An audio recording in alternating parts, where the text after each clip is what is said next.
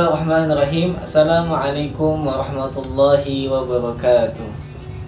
Alhamdulillah wassalatu wassalamu ala Rasulillah Sayyidina Muhammad ibn Abdillah wa ala alihi wa sahbihi wa mawalah. La hawla wa la quwwata illa billah. Rabbi shrah li sadri wa yassir li amri wa hlul 'uqdatam min lisani yafqahu qawli. Amma ba'du. Yang saya hormati Ibunda Ustazah Indri, yang semoga Allah Subhanahu wa ta'ala muliakan hidupnya, Allah berkahi hidupnya, Allah mudahkan segala urusannya, dan Allah Subhanahu wa ta'ala kabulkan hajat-hajatnya, amin ya rabbal alamin. Alhamdulillah, Allah Subhanahu wa ta'ala masih memberikan kesempatan kepada saya Muhammad Baihaqi untuk menyampaikan materi yang telah diberikan oleh Ibunda Indri tentang hubungan qada dan qadar dengan ikhtiar. Maka qada dan qadar Allah Subhanahu wa ta'ala dengan ikhtiar ini pasti sudah ada hubungannya. Maka di sini saya akan mengambil ayat Al-Qur'an surat Ar-Ra'd ayat 11. Sebelum saya menjelaskan tafsir dan kisahnya dalam surat Ar-Ra'd ayat 11, saya akan menjelaskan terlebih dahulu tentang ikhtiar. Sebelum saya menjelaskan tentang hubungan antara qada dan qadarnya Allah Jalla wa Ala dengan ikhtiar, maka sebaiknya terlebih dahulu saya akan menjelaskan tentang ikhtiar. Apa itu ikhtiar? Saya di sini sembari melihat laptop ya. Ikhtiar, kita tahu ikhtiar itu menurut bahasa Arab, yakni al-ikhtiyar berarti mencari hasil yang lebih baik. Maka maknanya ketika kita mencari sesuatu yang lebih baik, contoh kita kerja, fungsinya apa? Untuk kita mendapat uang, gaji. Kemudian kita makan, fungsinya apa? Untuk kita kuat untuk menjalani aktivitas. Itu namanya ikhtiar menurut lughah bahasa. Ya, ada lagi contoh, kita belajar. Fungsinya apa? Untuk kita menambah pengetahuan. Karena ikhtiar ini menurut lughah ialah mencari sesuatu yang lebih baik. Itu al-ikhtiyar. Kalau menurut istilah, ikhtiar ialah usaha yang dilakukan dengan segala daya upaya dan kemampuan untuk mencari hasil yang lebih baik atau terbaik. Contoh gini, ketika kita ingin mendapatkan sesuatu, maka kita harus berusaha terlebih dahulu. Kita ingin rumah, kita ingin mobil, kemudian kita ingin uang, kita ingin mempunyai istri, kemudian kita ingin dan lain macam-macam.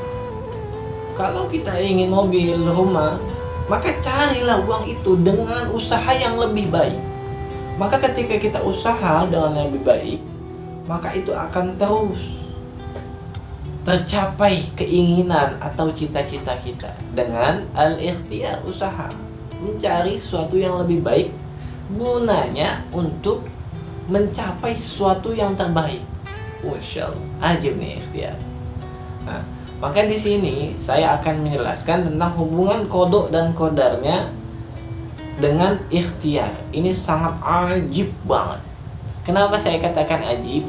Karena ini luar biasa, ya. Qada dan qadarnya Allah dengan ikhtiar ada dalam surat Ar-Ra'd ayat 11. A'udzu billahi minasy syaithanir rajim. Bismillahirrahmanirrahim. Lahu mu'aqqibatun min baini yadayhi wa min khalfihi yahfazunahu min amrillah. Inna Allah la yughayyiru ma biqaumin hatta yughayyiru ma bi anfusihim.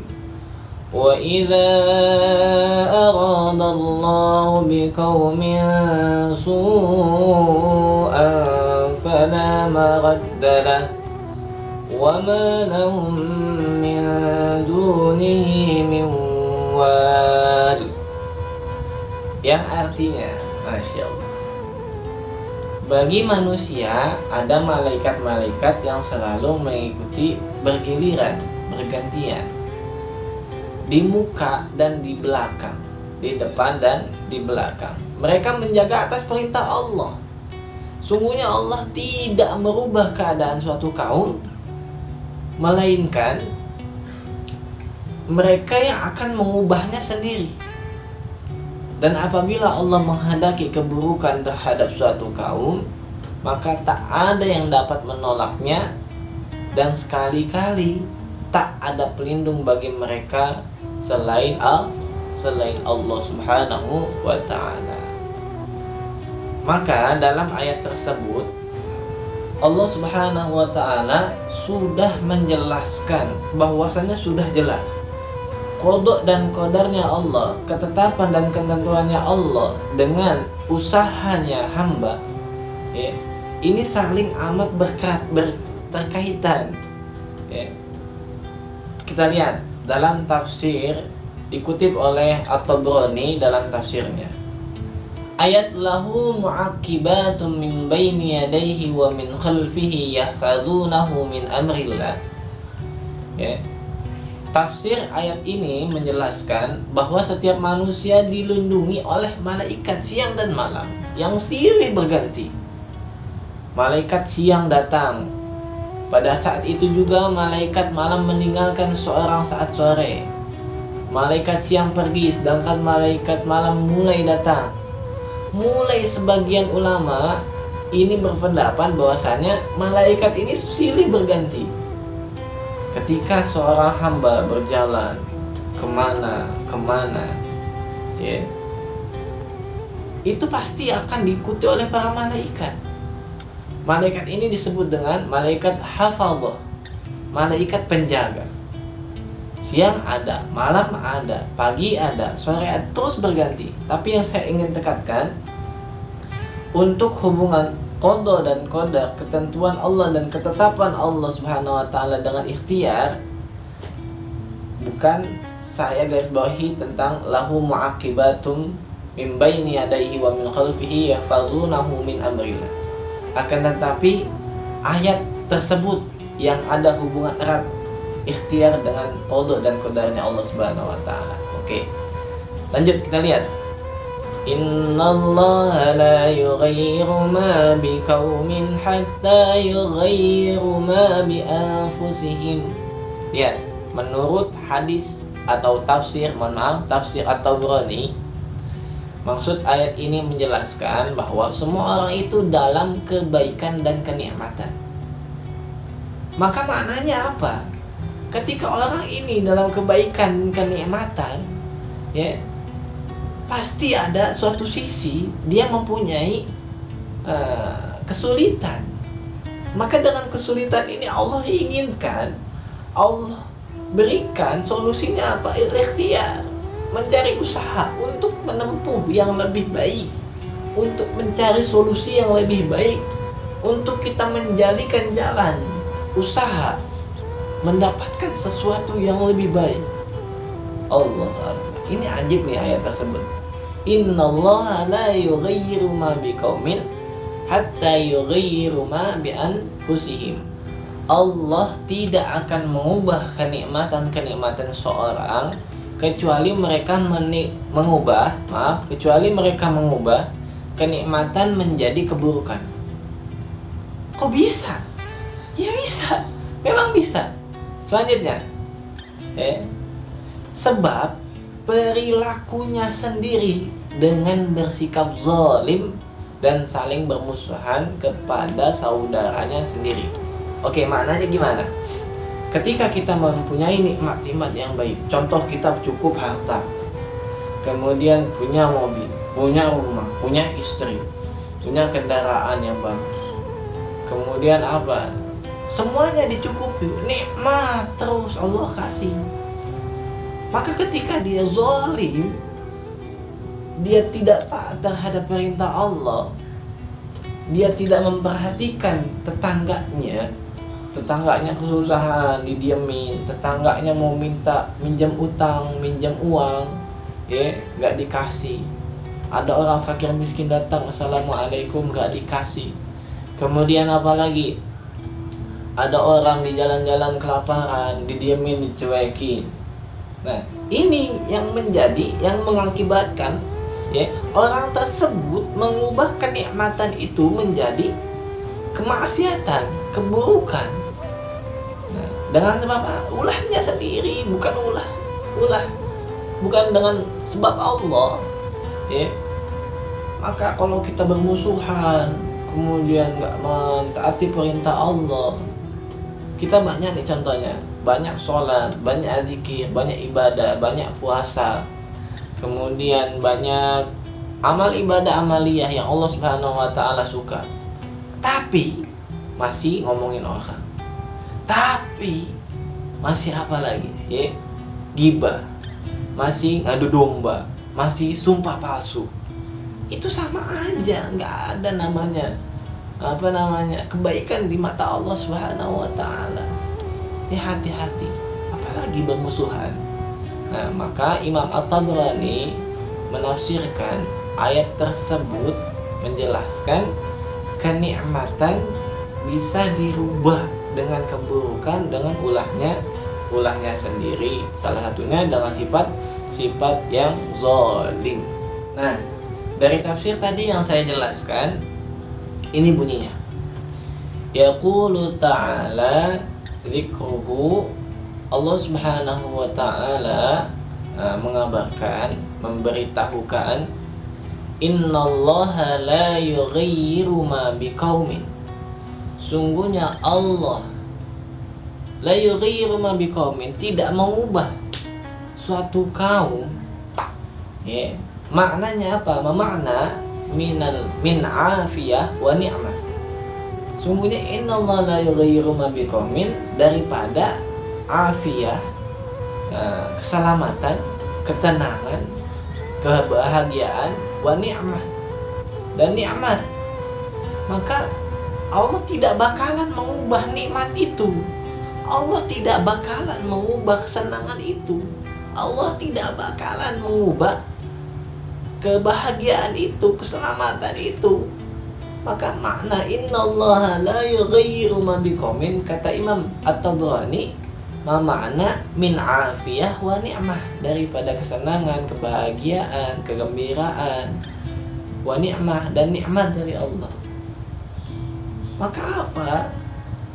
Hatta yughayyiru ma bi anfusihim, sehingga kaum tersebut yang mengubahnya dengan ulah sikapnya. Nah, saya nggak ngomong asal-asal aja, ini tafsir sudah jelas. Jadi hubungan antara kait qada dan qadarnya Allah, ketetapan dan ketentuannya Allah Subhanahu wa Ta'ala, itu sudah jelas, ya.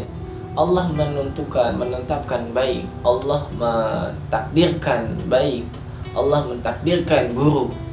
Kemudian Allah memberikan kebahagiaan, kesenangan, itu semua takdir Allah. Tidak bakalan dirubah kecuali sikap manusia tersebut yang berubah. Maka sikap kita harus ikhtiar. Ketika semuanya itu sudah berubah, nah kita ikhtiar, mohon lagi, berusaha lagi untuk mengembalikan itu semua.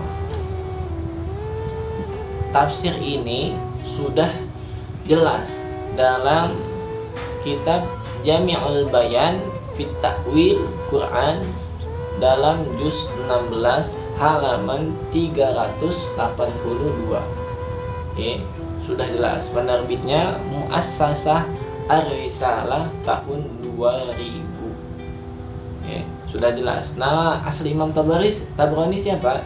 Muhammad bin Jarir At-Tabrani. Itu tafsir yang pertama. Oke, kita lihat dari tafsir kedua. Ialah dikatakan oleh Al-Imam Al-Qurtubi dalam tafsirnya, mengatakan, bunyinya, saya lihat ke laptop, qauluhu ta'ala innallaha la yughayyiru ma biqaumin hatta yughayyiru ma bi anfusihim. Akhbar Allah Ta'ala fi hadhihi al-ayah annahu la yughayyiru ma biqaumin hatta yaqa'a minhum taghyir. Sudah jelas. Apa kata-katanya? Kita lihat. Allah Subhanahu wa Ta'ala tidak mengubah keadaan suatu kaum sehingga mereka mengubah keadaannya yang ada pada diri mereka sendiri. Gak mungkin Allah menentukan qada dan qadarnya, takdir ketentuan Allah Subhanahu wa Ta'ala Allah yang ubah, itu gak mungkin, mustahil. Ya. Itu dirubah dengan ulahnya sendiri. Ya. Dengan apa? Dengan kelakuannya sendiri, dengan perbuatannya sendiri. Allahu Akbar. Memang dalam hadis Nabi sallallahu alaihi wasallam sabdakan, kullu mauludin yuladu 'alal fitrah. Setiap manusia yang lahir dari rahim seorang ibu lahir dalam keadaan fitrah suci. Ya, di situ sudah ditetapkan jodoh, rezeki, maut, kemudian ada satu lagi apa saya lupa. Semuanya ini sudah ditetapkan oleh Allah Subhanahu wa Ta'ala. Namun saya garis bawahi, ketika Allah sudah menetapkan kebaikan, qada dan qadarnya, ini bisa dirubah dengan apa? Dengan ulahnya manusia sendiri, dengan perbuatan manusia sendiri. Allahu Akbar walillahil hamd. Maka jangan semua disalahkan kepada Allah. Gimana sih Allah sudah menetapkan qada dan qadar saya sudah jelek, Allah sudah menetapkan qada dan qadar saya melarat. Lah, tidak. Kita punya ikhtiar, kita punya usaha. Lanjutnya, dalam ayat ini Allah beritahu bahwa Ia tidak mengubah suatu kaum sehingga ada salah satu di antara mereka atau ada penyebab yang mengubahnya. Bisa jadi dari golongan mereka sendiri, pengamat, atau faktor penyebab yang masih mempunyai hubungan dengannya. Seperti kisah di Gunung Uhud. Ya, ketika Nabi SAW lagi berusaha berada di medan perang. Mohon maaf, ketika para sahabat sedang berada di medan perang, kenapa Uhud perang salah satunya umat Islam yang kalah? Karena ada faktor lain, ialah tidak ketaatannya kepada Nabi Muhammad. Bukan sebab Allah sudah menentukan, mentakdirkan, sudah menetapkan bahwasanya perang ini kalah. Bukan. Kita ini punya usaha, kita ini punya ikhtiar. Hati-hati. Karena apa? Nggak taat sama perintah Rasul. Kata Rasul, duduk diem di Gunung Uhud, jangan kemana-mana, jangan ambil ghanimah, harta rampasan jangan diambil. Tapi apa?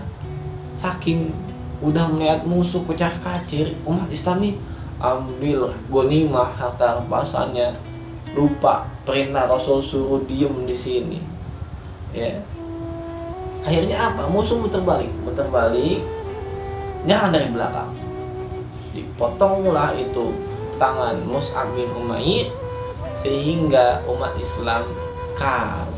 Kalahnya bukan apa? Bukan takdir Allah. Oh, ini mah udah kodok dan kodarnya Allah kalah. Allah. Nah, itu ulah manusia sendiri, ulah dirinya sendiri, atau ulah sekelompok orang sendiri. Jangan kau samakan dengan takdir Allah. Kita punya ikhtiar, kita punya usaha. Kalau umat Islam itu ikut perintah Nabi, umat Islam itu ikut seruan Nabi, diem di Gunung Uhud, jangan ngambil ghanimah dulu, insya Allah menang. Tapi karena tidak ikut daripada perintah Rasul, umat Islam mengambil ghanimah, akhirnya kalah begitu saja. Kembali lagi, bukan kekalahan ini menyebabkan takdir Allah. Hati-hati, jangan digaris bawahi kekalahan ini atas sebab Allah, bukan. Na'udzubillah summa na'udzubillah. Nah, tafsir ini dijelaskan oleh Imam Al-Qurtubi dalam tafsir Al-Qurtubi ialah juz 9 halaman 294. Nah, dalam perpustakaan Darul Kutub Al-Misriyah Kairo tahun 1964, ya. Nama asli daripada Imam Al-Qurtubi Muhammad bin Ahmad Al-Qurtubi.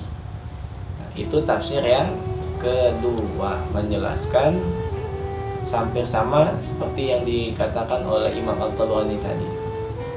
Kemudian tafsir yang ketiga oleh Imam Al-Baidawi. Nah, dalam kitab Anwarut Tanzil wa Asrarut Ta'wil, Anwarut Tanzil wa Asrarut Ta'wil, ya, dijelaskan oleh Imam Al-Baidawi mengatakan innallaha la yughayyiru ma biqaumin minal afiyah wan ni'mah. Hampir sama Imam At-Tabrani. Hatta yughayyiru ma bi anfusihim, sampai seorang ini mengubahnya atas diri sendiri. Maka maknanya apa? Kita lihat terjemahnya. Innallaha la yughayyiru ma biqaumin minal afiyah wan ni'mah. Sungguhnya Allah tidak mengganti sesuatu, mengubah sesuatu yang ada pada kaum tersebut, ya, itu dari kesehatan dan kenikmatan. Hatta yughayyiru ma bi anfusihim, sampai mereka mengubahnya dengan individual, dengan sendirinya. Itu hampir sama yang dikatakan Imam At-Tabrani. Mereka dari keadaan yang baik dengan atau sampai keadaan yang buruk. Nah, ini dikatakan oleh Imam Al-Baidawi dalam kitab Anwarut Tanzil wa Asrarut Ta'wil dalam penerbit Darul Ihya Turasi Al-Arabi juz 3 halaman 183. Kembali ke pembahasan. Imam Al-Baidawi mengatakan hampir sama tadi yang dijelaskan oleh Imam At-Tabrani kalau tidak salah. Saya lihat dulu sebentar. Ya, hampir sama yang dikatakan oleh Imam At-Tabrani.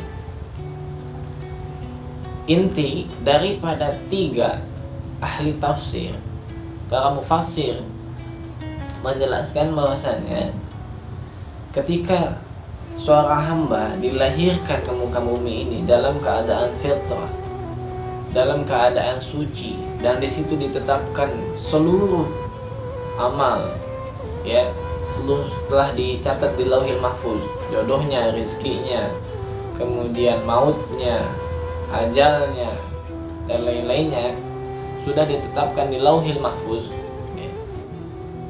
Allah Subhanahu wa ta'ala memberikan kepada semua hambanya ini pasti ada nikmat wal afiyah, ada kenikmatan dan kesehatan. Maka ketika kita sakit, kemudian kita berkurang daripada kenikmatan yang Allah Subhanahu wa ta'ala berikan, jangan berusaha kita putus asa. Jangan menganggap ini sudah takdir Allah. Kudrat dan iradat, qada dan qadarnya Allah, bisa kita rubah. Salah satunya dengan ibadah ataupun doa. Contoh kecilnya saja, ketika kita miskin, nggak punya uang, ya, hidupnya gini-gini aja, udah miskin, sakit-sakitan, terus kita putus asa, itu tindakan yang sangat amat salah. Kenapa saya katakan salah? Ya, kita diperintahkan oleh Allah Subhanahu wa ta'ala untuk ikhtiar, untuk usaha. Kenapa diperintahkan usaha? Karena usaha itu adalah karakter atau hati manusia ini yang paling dalam. Kenapa saya katakan demikian? Ketika orang gak mau usaha, orang gak mau banting tulang, untuk mencapai kesuksesan, jadi nggak bakalan sukses. Orang mau dapat ilmu, nggak nyari ilmu, nggak bakalan dapat ilmu. Bahkan kalaupun bapaknya kiai, dia nggak nyari ilmu, nggak bakalan dapat ilmu. Hati-hati itu. Ya, yang perlu digarisbawahi. Orang sakit, nggak mau berobat, nggak mau minum obat, nggak mau ikhtiar, nggak mau usaha, biarin lah, ini udah ketetapan Allah, ketentuan Allah, mati juga ntar ketentuan Allah, ya, kemudian takdir Allah. Ini salah. Harusnya apa? Kita usaha, minta sama Allah, kita berobat, ya, mau sakit, mau sembuh atau tidak, serahkan sama Allah. Yang penting kita ikhtiar, ini yang harus kita lakukan. Jadi saya perlu garis bawahi, jangan selalu menyalahkan kepada Allah atau putus asa, ini yang sangat amat salah. Putus asa bisa terjadi karena kita tidak mau ikhtiar atau kita bosan, tidak mau berusaha terus dengan mencapai kesuksesan. Ya. Sekarang gini logikanya. Ketika seorang hamba sudah dicatat di Lauhil Mahfuz, si fulan ini bakalan miskin, melarat. Si fulan ini bakalan tinggal di kolong jembatan. Takdir itu bisa diubah. Diubah dengan apa? Dengan doa. Nanti saya kisahkan atau saya jelaskan kisah seperti Nabi Zakaria. Semua pasti tahu Nabi Zakaria. Apa kisahnya?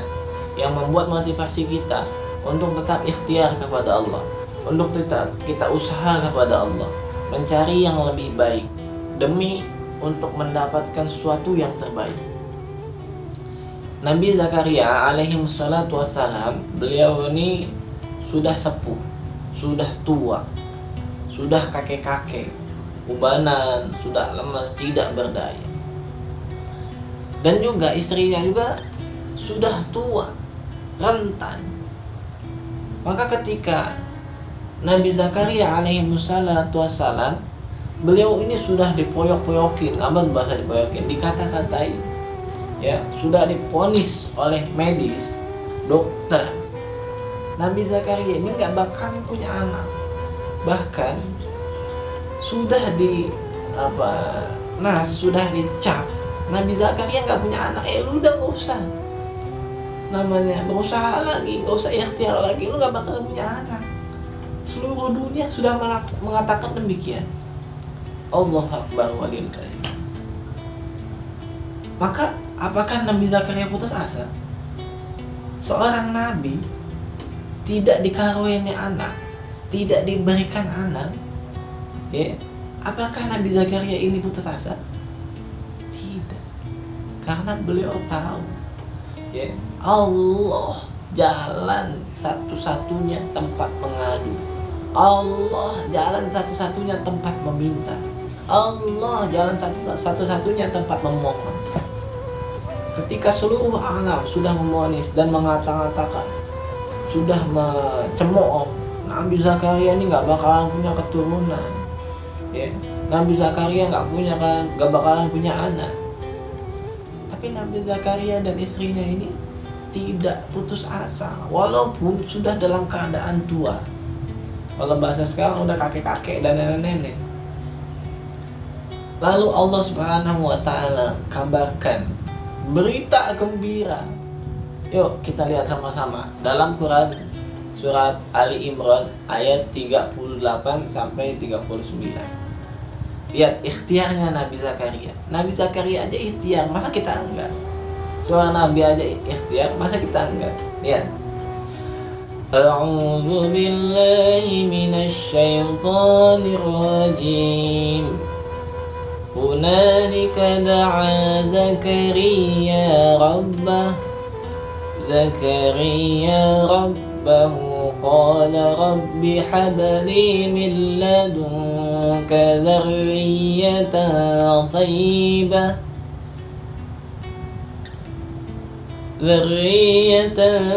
tayyibatan innaka sami'ud du'a. Lihat apa ikhtiar yang dilakukan oleh Nabi Zakaria.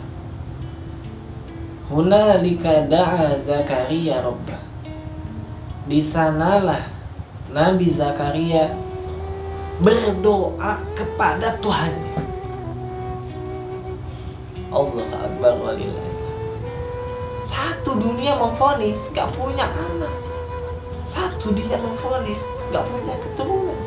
Nabi Zakaria tetap berdoa kepada Allah. Nabi Zakaria tetap memohon kepada Allah. Nabi Zakaria tetap meminta kepada Allah. Maka ini pelajaran bagi kita. Ketika kita belum mencapai suatu tujuan yang kita inginkan, suatu tujuan yang belum kita nikmati, yang belum kita rasakan, terus kita usaha, ikhtiar, berdoa.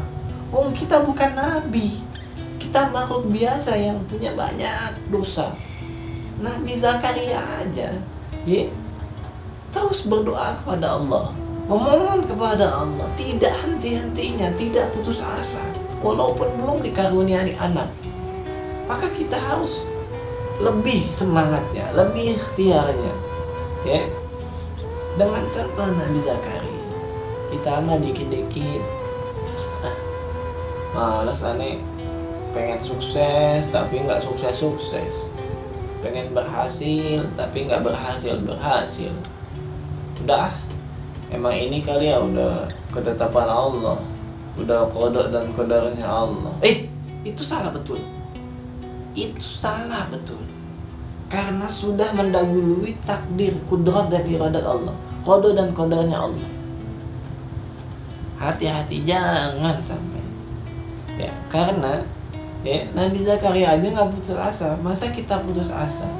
Mau ikut contoh ke siapa? Nabi Zakaria seorang nabi, sekali doa diijabah, ahli ibadah, jauh daripada maksiat. Kita ibadah tara, maksiat sering, tapi putus asa. Mau ditaruh di mana muka kita nanti ketika di hadapan Allah? Allahu Akbar walillahi. Lanjut, apa doa Nabi Zakaria? Qala rabbi habli min ladunka dzurriyyatan thayyibah. Ya Rabb, wahai Tuhanku, berilah aku dari sisi Engkau seorang anak yang baik. Ingat,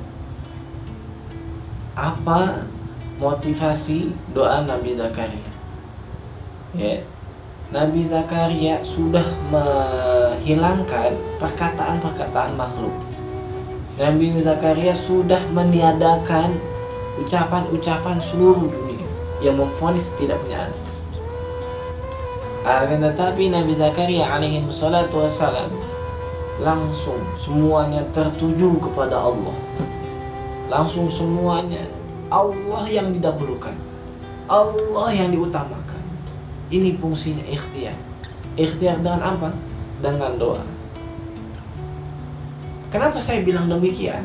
Berilah aku dari sisi Engkau. Aku dari sisi Engkau. Berarti hanya Nabi Zakaria kepada Allah langsung. Tidak ada penghalangnya. Seorang anak yang baik. Usaha Nabi Zakaria apa? Berarti berdoa, meminta kepada Allah Subhanahu wa Ta'ala. Lanjutannya apa? Innaka sami'ud du'a. Sungguhnya Engkau maha mendengar doa. Nabi Zakaria yakin Allah pengabul doa, Allah pengijabah doa. Maka tidak ada yang diragukan lagi, walaupun usianya sudah tua, sudah rentan. Apakah masih bisa punya anak? Ya bisa. Kalau kata Allah kun fayakun, ya terjadilah. Terjadi. Lihat ayat selanjutnya. فنادته الملائكة وهو قائم يصلي في المحراب أن الله يبشرك بيحيى مصدقا بكلمة من الله وسيدا وحصورا ونبيا minas salihin. Apa ayatnya? Kemudian malaikat Jibril memanggil Nabi Zakaria. Fanadatul malaika. Zakaria, come here. Zakaria, kemari. Kata siapa? Kata malaikat Jibril, dipanggil. Kalau bahasa kita apa malaikat? Wa huwa qa'imun yusalli fil mihrab. Sedangkan ia lagi berdiri melakukan sholat di mihrab. Maka dalam tanda kutip, dua usaha ikhtiar yang Nabi Zakaria lakukan. Doa, sholat. Doa, sholat. Doa, sholat. Ketika Nabi Zakaria dipanggil sama mereka, Zakaria, mari. Nabi Zakaria lagi sholat. Setelah berdoa, Nabi lihat Allahu Akbar. Ketika lagi sholat dipanggil Allahu Akbar walillah. Maka dalam sholatnya apa? Yang dikabarkan oleh malaikat Jibril,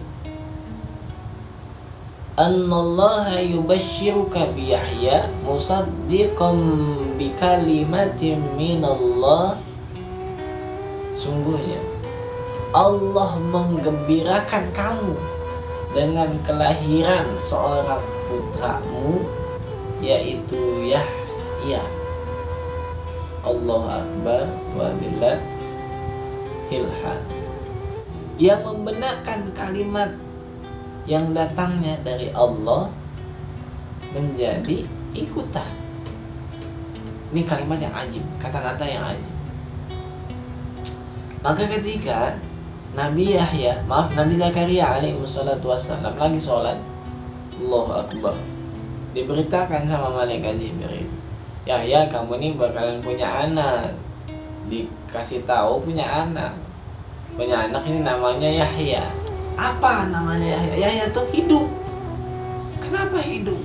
Allah ini membantah perkataan-perkataan. Allah ini menghilangkan perkataan-perkataan yang mengecap Nabi Zakaria punya anak. Kata siapa? Buktinya Allah menurunkan surat Ali Imran ayat 39-nya, membenarkan kalimat yang datang dari orang-orang yang mengatakan Nabi Zakaria tidak punya anak, itu bohong. Ajib, betul-betul ajib kalau kita ajib. Maka ketika serentak Nabi Zakaria ini punya anak, ini kaget. Kenapa Nabi Zakaria punya anak? Padahal secara medis, secara ini udah tua, udah monopos, nggak bisa punya anak. Tapi Allah berkehendak lain dengan ikhtiar Nabi Zakaria kepada Allah. Doa, sholat. Dalam apa? Dalam mihrab. Allahu Akbar. Maka perlu kita garis bawahi, ya. Kenapa Allah memberi nama Yahya? Yahya itu hidup dan gak bakalan mati sampai kapan. Maknanya gak bakalan mati sampai kapanpun. Yahya ini anaknya Nabi Zakaria, jelas-jelas ada. Nabi Zakaria bakalan punya anak, bakalan hidup sampai ajalnya menjemputnya. Ada lagi inti yang perlu kita ambil. Ketika kita ini kesusahan, semua usaha yang kita lakukan sudah kita lakukan. Semua pekerjaan, perbuatan yang kita lakukan sudah kita lakukan. Akan tetapi tidak menemui hasil, tidak mencapai hasil yang maksimal. Jangan pernah putus asa, karena Nabi Zakaria alaihissalatu wassalam tidak pernah putus asa. Terus kita berkorban, terus kita mencoba, terus kita berikhtiar usaha. Dengan apa? Dengan kita berdoa dan sholat kepada Allah Subhanahu wa ta'ala. kita merenung di sepertiga malam, meminta kepada Allah sampai terkabul keinginan cita-cita kita. Ingin sukses, usaha. Ingin pintar, belajar. Ingin kaya, bekerja. Ingin punya rumah, usaha. Cari uang. Ingin nikah, cari pasangannya. Wallahu a'lam bishawab. Mungkin itu saja hubung kait antara qada dan qadarnya Allah Subhanahu wa taala dengan ikhtiar atau usaha. Mohon maaf apabila kata-kata yang salah atau yang bacaan yang salah, karena atas dasar kebodohan diri saya sendiri. Mohon maaf, dibukakan pintu maaf yang seluas-luasnya, karena saya manusia biasa, pasti ada salah dan dosa. Kurang lebihnya mohon maaf. Terima kasih kepada Ibunda Ustazah Ibu Indri. Alhamdulillah saya bisa ikut kumpul ataupun hadir dengan materi yang saya bawakan. Kurang lebihnya mohon maaf. Wabillahi taufiq wal hidayah. Wallahu a'lam bishawab. Wassalamualaikum warahmatullahi wabarakatuh. Subhanaka Allahumma wa bihamdika asyhadu an la ilaha illa anta astaghfiruka wa atubu